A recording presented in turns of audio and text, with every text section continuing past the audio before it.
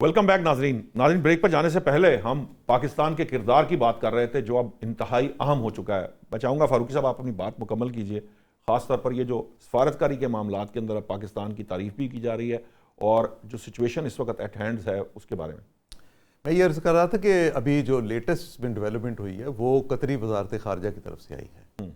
Qatar ने कहा है कि अगर ईरान खलीजी ममालिक पर हमले करने रोक दे तो मुज़ाकरात का दरवाज़ा खुल सकता है और ये बात आगे बढ़ सकती है।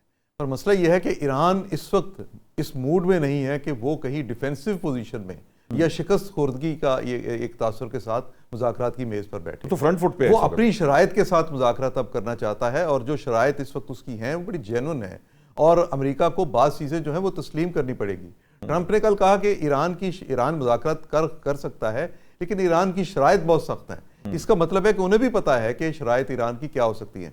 पर इसमें देखिए, मैं आपको निशात साहब एक बात बताऊं, 3 मुल्कों का बड़ा अहम किरदार है। दो का तो एतराफ़ किया खुद ईरानी सदर ने।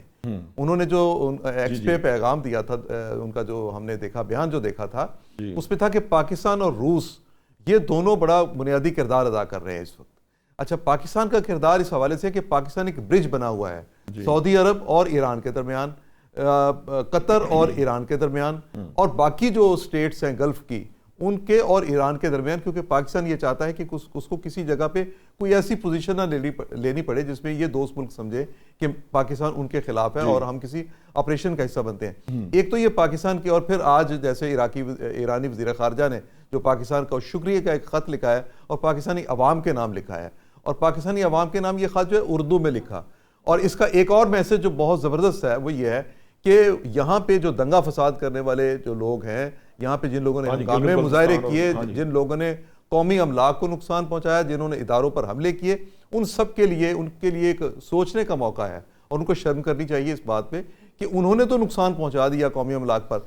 तो ईरानी वज़ीर ख़ारजा जो है वो पाकिस्तान के बारे में क्या जज्बात रखते हैं। सो ये एक अलग से चीज़ है। अच्छा, अब इसमें पाकिस्तान और रूस के किरदार को तो ईरानी सदर भी तस्लीम करते हैं। इसमें मेजर रोल जो अभी आएगा वो चाइना का है। आमतौर पे ये बात समझी जाती है कि जितना मैस क्रिएट किया वो चीन का जो वन बेल्ट वन रोड का प्रोजेक्ट था उसको नाकाम बनाने के लिए किया, चीन को तेल की सप्लाई बंद करने के लिए किया। 90% ऑयल जो आबना हुर्मुज़ से चीन को सप्लाई होता है उसका रास्ता रोका। और ट्रंप ने आज यही चीन को एक कहा भी है, एक तरह के ब्लैकमेल किया है कि जी हमारी सरबराही मुलाकात जो है थोड़ी सी आगे भी जा सकती है, लेकिन चीन जो है ना अपना रोल प्ले करे। अब नेटो ने तो इनकार कर दिया, बरतानिया ने इनकार कर दिया, सारे मुल्कों ने उन्होंने इवन जापान ने जिस तरह इनकार किया है वो भी देखने वाला है। लेकिन मेरा अपना ये ख्याल है कि इस वक्त चीन जो है ये पीछे नहीं हटेगा। चीन की एक तो बात यह है कि चीन तो ये चाहेगा कि ये सप्लाई किसी तातुल के बगैर जो वो जारी रहे। उसका इस पे इंटरेस्ट है, इस मामले में आने में उसका इंटरेस्ट है। इसलिए कि अगर आबना हुर्मुज़ जो है अमेरिका के लिए नहीं खुलता तो अमेरिका कोई ऐसा इकदाम कर सकता है जिसके नतीजे में टोटली बंद हो जाए ये रास्ता। यानी इस अमेरिका के जो इत्तेहादी नहीं है उनके लिए जहां थोड़ी रियायत है उनके लिए भी ये प्रॉब्लम क्रिएट हो जाए। अब मुझे नहीं मालूम इस वक्त के जो चीन के लिए जो तेल की सप्लाई है उसको किस हद तक ईरान ने रोका है। अच्छा, अब चीन जो है वो अगर अमेरिका को कोई फेवर देता है वो सिर्फ ये देगा कि वो सबसे पहली बात ये जंग रुकवाएगा, और क्योंकि वो चाहता है कि मुज़ाकरात का रास्ता। और दूसरी बात यह है कि चीन जो है इस जंग को रुकवाने के बदले में अमेरिका से क्या शराइत मनवाता है, वो बड़ी शराइत होंगी। वो अमेरिका की जो जारहियत है इसको इस खित्ते में रुकवाने में बड़ा मेजर रोल अदा करेगा। और आइंदा के लिए जो ईरान की भी जान उन तमाम सैंक्शन से जो एक अरसा दराज से 40-45 साल से जो सैंक्शन, और हम जानते हैं कि चीन और ईरान के बड़े ही स्ट्रेटेजिक मुआहदे हैं। 400 बिलियन डॉलर का भी इनका मुआहदा था जिसमें ईरान की तामीर नौ का सारा एक मुआहदा हुआ था तेल के बदले। सो चीन के बड़े मुफादात हैं। चीन चाहेगा कि ये जंग जो है ये ख़त्म हो, रूस चाहेगा ये जंग ख़त्म ही हो, लेकिन रूस का एक इंटरेस्ट भी है कि अमेरिका इसमें जिस हद तक फंसता है वो फंसा रहे क्योंकि उसका यूक्रेन वाला मामला चल रहा है। अलबत्ता चीन जो है वो ताइवान के मामले की वजह से ये इसके बावजूद भी वो ये चाहेगा कि ये जंग जो है ये वहां पर भी कह रहे हैं कि उन्होंने काफी मूवमेंट हो रही है। हाँ, लेकिन चीन इस वक्त कतई तौर पे कोई नया महाज दुनिया की मईशत के लिए नहीं खोलना चाहेगा।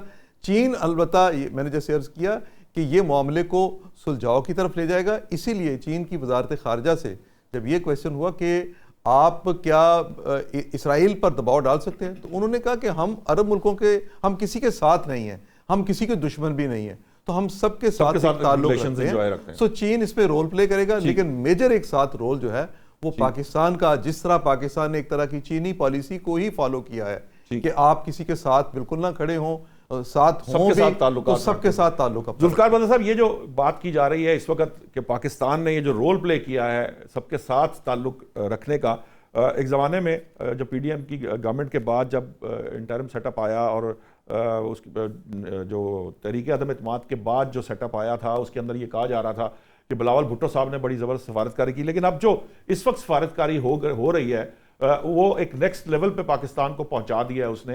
आप समझते हैं कि हुकूमत जो है वो बहुत अच्छे तरीके से इस वक्त अपनी जिम्मेदारी निभा रही है?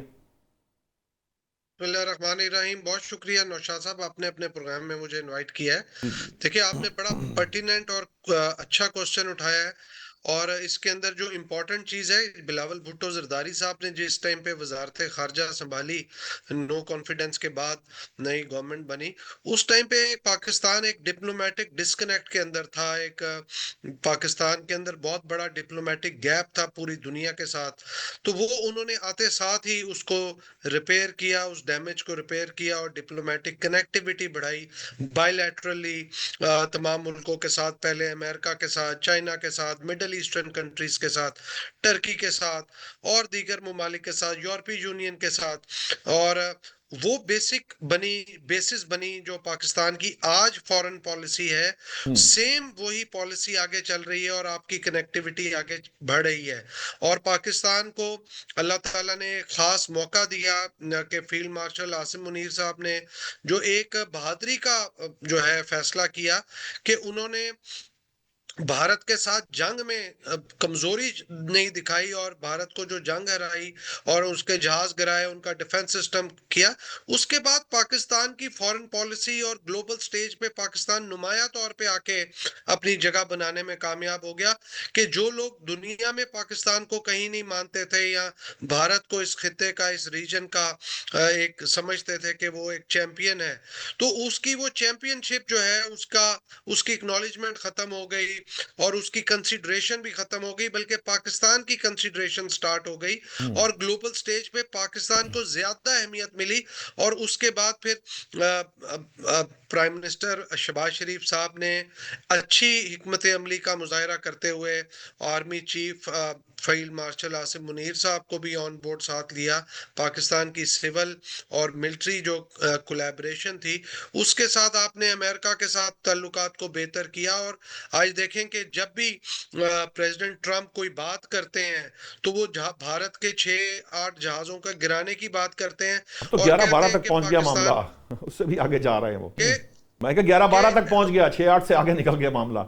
जी 11 तक आ गया।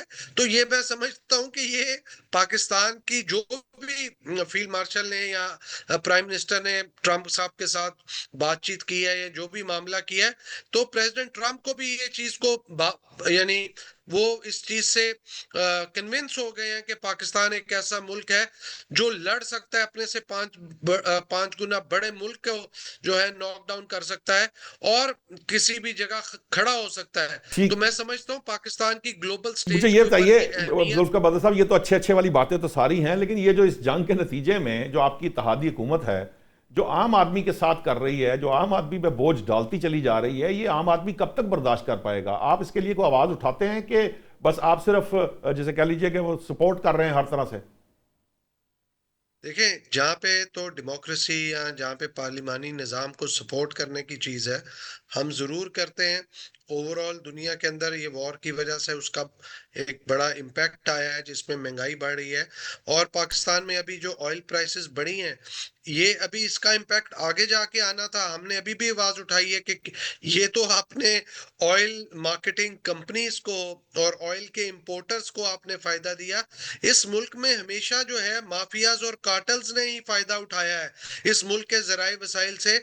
और अनफॉर्चुनेट बात यह है कि हुकूमत में बैठे हुए जो लोग हैं वो अवाम को फायदा देने की बजाय इन्हीं कार्टल्स माफियाज और लोगों को फायदा देते हैं और अवाम का जो है वो बुरगस निकाल के रख देते हैं, अवाम को निचोड़ के रख देते हैं। जुल्फकार साहब, तो पीपल्स पार्टी ने अवाम तो फायदा ले यही लिया बात है, उठाते हैं। सिंध का जो गवर्नर तब्दील करा के, अब कहाँ पीपल्स पार्टी जो है वो अपनी इत्तेहादी हुकूमत को कहेगी कि आम आदमी का सोचें। वो तो ये तो सारे मफादात का मामला है, एक दूसरे के साथ आप चलते रहते हैं इसी तरह एक दूसरे की बात मानकर। आम आदमी की बात कोई नहीं सुनता ना करता है। मफादात होते हैं, जहां तक म्यूचुअल इंटरेस्ट होता है मफादात होते हैं, लेकिन जब आम आदमी की आवाज आती है तो पाकिस्तान पीपल्स पार्टी हमेशा अवाम के हकूक की आवाज उठाती है। और क्योंकि हमारा तो अपनी पार्टी का अपना नजरिया है, गवर्नर सिंह जुल्फकार चेंज साहब, हुआ है कहाँ वो आवाज उठी? पीएमएलएन अभी का तक है। कोई आवाज कहीं से आई नहीं है, ना किसी मीटिंग के अंदर, ना किसी मुलाकात में, ना बिलावल साहब, ना जरदारी साहब, कहीं से कोई ऐसी आवाज मैंने नहीं सुनी हुकूमत को जो तंबी कर रही हो या हुकूमत को कोई थ्रेट कर रही हो कि जनाब ये आप क्या कर रहे हैं, आम आदमी के लिए आप क्यों इतनी मुश्किल बना रहे हैं। देखिए, पार्लियामेंट के अंदर भी हमारे जो स्पोक्स पर्सन है पीपल्स पार्टी की, उन्होंने भी, दीगर लोगों ने भी पाकिस्तान पीपल्स पार्टी का जो मौकफ है, जो पॉलिसी है, उसके ऊपर आवाज उठाई है। और मैं भी दीगर फोरम्स में, आपके प्लेटफॉर्म पे, दीगर निजी चैनल्स के प्लेटफॉर्म पे बैठ के हम आवाज उठाते हैं। लेकिन इस आवाज को उठाने का मतलब ये नहीं है कि हम हुकूमत को थ्रेट करना शुरू कर दें और हुकूमत को कहें कि जी हमने आपको धड़न तख्ता कर देना है, क्योंकि इकोनॉमिक हालात और दुनिया के हालात आपके सामने हैं। आप इस चीज को रोक नहीं सकते। हमारा मौकफ ये है कि एक चीज जो अभी आपने पहले से परचेज की हुई है, उसका इम्पैक्ट आपको आने वाले महीने 2 महीने में देना था। आपने टाइम के आने से पहले अवाम को जो है ये बोल डाल दिया, और हफ्ते 10 दिन बाद अगर आप मजीद इसकी महंगाई करते हैं ईद के बाद, तो ये तो अवाम का आपने जान लेने वाली बात है। तो इकोनॉमिक स्टेबिलिटी रखने के लिए ये बड़ा जरूरी है कि हुकूमत के अंदर बैठे जो माफियाज के नुमाइंदे हैं, चाहे वो एनर्जी की मिनिस्ट्री में हो या दीगर मिनिस्ट्रीज में हो, जो सोलर की पॉलिसी के ऊपर सारी पॉलिसी चेंज कर देता है। इधर अवाम सोलर लगाती है कि मुल्क के ऊपर बोझ ना पड़े, और यहाँ पे आईपीपीज वाले जो हैं अपने पैसे बनाने के लिए अपने मिनिस्टर्स को ऑन बोर्ड करके चीजें मैनेज करते हैं। तो ये दिस इज वेरी अनफॉर्चुनेट। तो हमें इन चीजों के ऊपर आवाज उठाते हैं और उठाते रहेंगे कि ऐसे जो ठीक करप्ट लोग हैं जो मिनिस्ट्रीज में बैठे हैं उनको ठीक हटाना ठीक है, मैं आपके चाहिए। पास आता हूं हम जुल्फकार तो ये बदर आवाज उठा सकते हैं। साहब। मैं नुसरत वाहिद साहिबा बहुत देर से इंतजार कर रही हैं। नुसरत वाहिद साहिबा, आप बात कर रही थी आम आदमी की, तो माजरत के साथ मैंने उस वक्त इसलिए काटा कि कुछ सिफारिशकारी के मामला जो थे उसको एक तरफ हम एक जो है ना गुफ्तगू को कहीं कंक्लूड कर लें। अब मैं चाहूंगा कि आप ये बताइए कि ये तो एक तो देखिए, कतर के ऊपर जंग का मामला आया, कतर ने फौरन अपने तमाम मुआहदे जो हैं उनको कह दिया कि हम इसको कंटिन्यू नहीं कर सकते।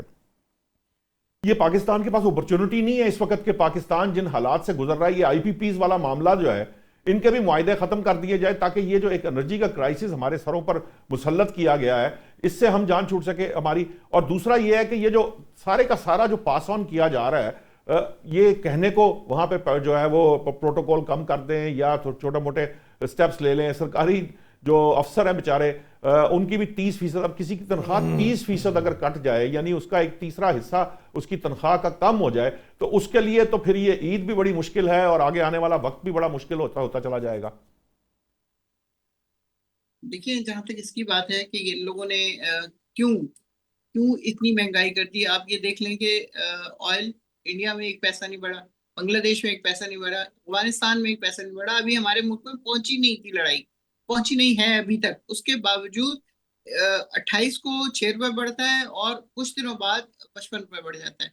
अवाम किधर जाके मरे? मुझे तो ये समझ नहीं आती कि ये लोग अपने जहाज लेके उसको लेके पूरी दुनिया में उड़ रहे हैं, और वो इतना महंगा जहाज, न सिर्फ महंगा जहाज है बल्कि वो पेट्रोल भी बेइंतहा कंज्यूम करता है। उससे इनको जरा भी फर्क नहीं पड़ता कहाँ पे वो लैंड होता है, कहाँ पे वो रुकता है इतने 6-6 दिन, उसका किराया कौन देता है, किधर से होता है, सब कुछ कुछ नहीं सोचना है इसके बारे में। सिर्फ आवाम को जितना आवाम से निकाला जा सके, पहले हेलमेट के चक्कर में इन्होंने अरबों रुपए फाइन किया, वो सारा फाइन जो है वो अल्लाह जाने किधर चला गया, किस जगह पे। जो यूनिफॉर्म चेंज किया है मोस्ट प्रोबेबली उसमें सारा इस्तेमाल हो गया।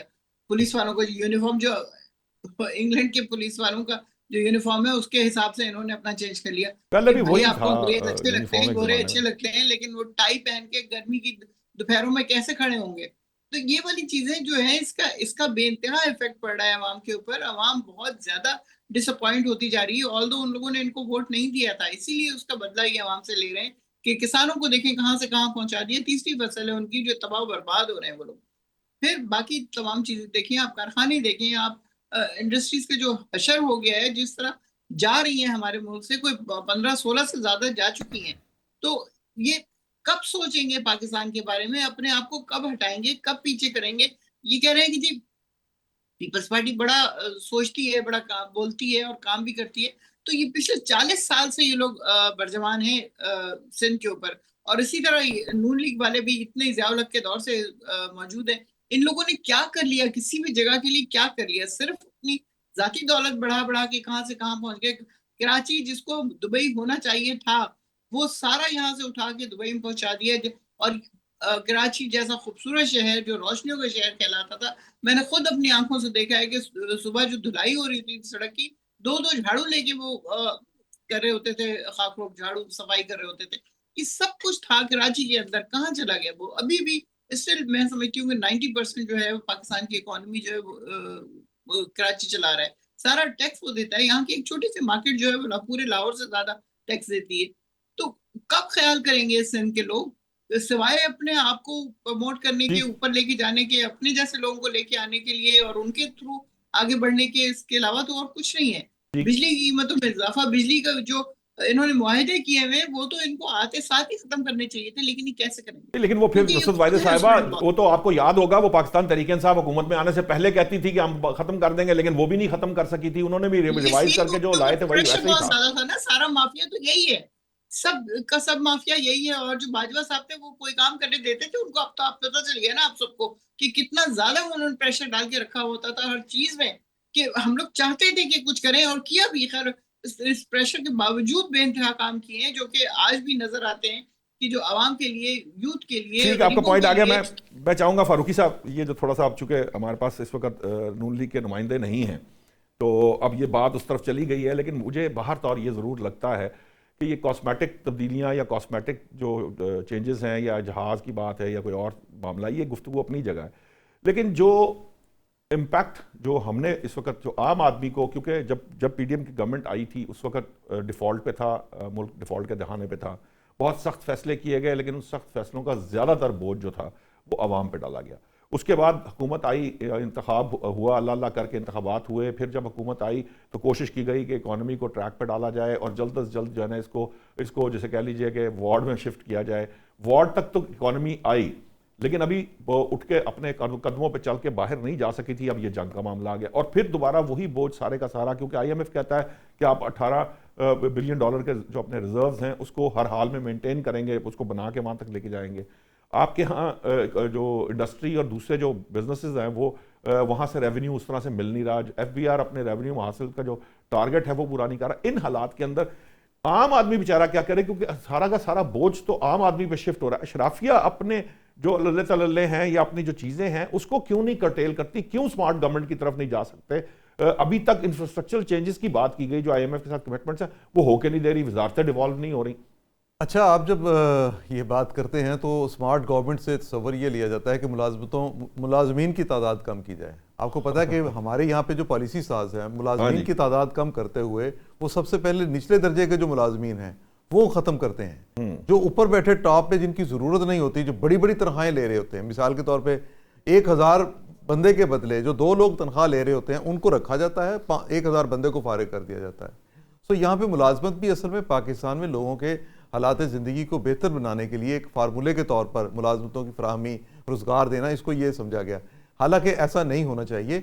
मुल्क में जिस तरह दुनिया के बाकी ममालिक में होता है कि कहीं इंडस्ट्री लगे, अपॉर्चुनिटीज़ पैदा करे, प्राइवेट सेक्टर करे, तो उसके बाद होता है। लेकिन आपने जो बड़ी अहम बात, देखिए ये बात तयशुदा है कि गरीब आदमी जो है इस मुल्क की अशराफिया की तरजीह नहीं है, और इक़्तिदार में अशराफिया है, इक़्तिदार में माफियाज के नुमाइंदे हैं। आप देखें ना, हमने PIA को बोझ बना के सेल कर दिया, हमने बड़ी जान छुड़ाई उससे कि हमने जनाब देखें कैसा काम कर दिया। हम यही हाल स्टील मिल के साथ भी करेंगे, यही आप आने वाले दिनों में देखेंगे। ऐसा इसी तरह से हमने अपने बैंक सेल कर दिए थे। जिन लोगों को बैंक सेल किया आप करें देखेंगे मुस्तकबिल में उन्हीं में से कोई लोग जो है आपका रेलवे जैसा इदारा भी खरीद लेंगे। तो अशराफिया जो है वो अपने फ़ायदे, अपने मुफादात को देख रही है। लेकिन जो बहुत अच्छा क्वेश्चन आपने इसमें दरमियान में गुफ्तगू में आपने जो रेज़ किया वो ये था कि IPPs के साथ जो मुआहिदों वाला मामला है, आप देखें हर कुछ Opportunity है इस वक्त। आप देखें हर कुछ अरसे के बाद गवर्नमेंट जो है अरबों रुपया, वो कहते हैं जनाब ये हुकूमत ने एक बड़ा रिकॉर्ड कायम कर लिया कि हमने ये पैसा सारे का सारा, देखें जी डेट जो गर्दिशी कर्जा है उसकी मद में हमने उतार दिया, हम फ्री हो गए, हमने बड़ा काम कर दिया।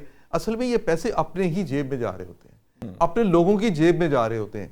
IPPs जो हमने कर लिए मुआहदे, एक तो शराइत उनकी ऐसी खौफनाक हैं कि आप जब उनसे हटेंगे तो आपको हरजाने की शक्ल में इस रियासत पर बहुत बड़ा बोझ डालना पड़ेगा। नंबर 2, जिन लोगों ने मुआहदे किए, आप क्या नहीं जानते और मैं नहीं जानता कि हम में से जो हमारे हुक्मरान हैं इनमें से कितने लोगों के ये खुद अपने IPPs हैं। इसलिए वो ये IPPs को क्यों ख़त्म करेंगे? कतर ने तो अपनी रियासत के मुफाद में फ़ैसला किया, हम अपनी रियासत के मुफाद में फ़ैसले नहीं करते, हम अपने मुफाद में फ़ैसले करते हैं। हमने कोई भी ये जो ज़ाती मुफाद में, बिल्कुल ज़ाती मुफाद, ये पेट्रोलियम मसनूआत की जो कीमतों में इजाफा किया गया, ये गवर्नमेंट ने एकदम से एमरजेंसी ऐसी डाल दी कि उन्होंने कहा इसके अलावा कोई चारा ही नहीं है। अच्छा, ये जो छुट्टियां की गई इसके पीछे भी मकासद कुछ और थे कि आपके सामने जब आपने मुझे आपने कहा मुस्लिम लीग का नुमाइंदा नून लीग का नहीं है यहाँ पे, तो वो नहीं है तो वो ठीक है, मैं उनकी नुमाइंदगी नहीं करता। पर मसला सिर्फ देखिए, क्योंकि जिन दिनों गवर्नमेंट ने ये कीमतें बढ़ाई, ख्याल ये था कि कहीं लोग इसके खिलाफ सड़कों पर आ जाए। आपने स्कूलों में छुट्टियां कर दी, कॉलेजेस में छुट्टियां कर दी, ये गवर्नमेंट अपनी तरफ से ये मेजर भी लिया, प्रिकॉशन लिए। पर मसला सिर्फ इतना सा है कि आज भी हुकूमत अगर ये सोचे कि उन्होंने अपने उन अखराजात को जो कि इंतहाई गैर जरूरी हैं, उन्होंने वो मराद जो कि इंतहाई गैर जरूरी दी जाती हैं वो उनको रिड्यूस करना है, तो आप मुल्क के मसाइल को बहुत हद तक सॉल्व कर सकते हैं। आप आम आदमी को महंगाई से, अपने रियलिस्टिक इकदाम से, आप देखिए पंजाब में कुछ काम हुए, लाहौर में कुछ काम हुए, आखिरी फिक्रा बोल दूं, कुछ काम हुए, उससे महंगाई का बोझ आम आदमी पर कुछ कम हुआ। आप इसी तरह के इकदाम मुल्की सतह पर लें तो आम आदमी को आप महंगाई से बचा सकते हैं। ठीक है, बहुत बहुत शुक्रिया खालिद फारूकी साहब, जुल्फिकार बदर साहब, नुसरत वाहिद साहिबा और हुमा बकाई साहिबा, आप लोगों का बहुत बहुत शुक्रिया। सबसे इंपॉर्टेंट बात मेरी ज़ाती राय ये है कि इस वक्त के आपको IPPs के मुआहदे फौरी तौर पर ख़त्म करने चाहिए, क्योंकि हम हालत जंग में हैं। ऐसी बात नहीं कि अफगानिस्तान के अंदर जो कुछ हो रहा है, जो वहाँ से हम पे हमले हो रहे हैं, इन हालात के अंदर हमें उन मुआहदों को जारी नहीं रखना चाहिए। अगर कतर कर सकता है तो पाकिस्तान भी कर सकता है। और दूसरी जो बात है कि तरजीह जो है वो अपने जो इजाफी अखराजात हैं जो अपने सर पर गवर्नमेंट डालकर चल रही है, उन सब को शेड करने की ज़रूरत है। आम आदमी पे बोझ जो मुंतकिल करने की जो रविश है, ये बहुत आसान तरीका है। अगर ये मैं और आप भी कर सकते हैं, आम आदमी भी यही काम कर सकता है, तो फिर इतनी बड़ी हुकूमत और हुकूमती टीमें रखने का कोई जवाज़ नहीं है कि अगर वो इसका हल वो ना निकाले जो कि आम आदमी के ऊपर बोझ ना बने। आज तक के लिए इतना ही, कल नए मौज़ूआत के साथ हाजिर होंगे। अल्लाह निगहबान।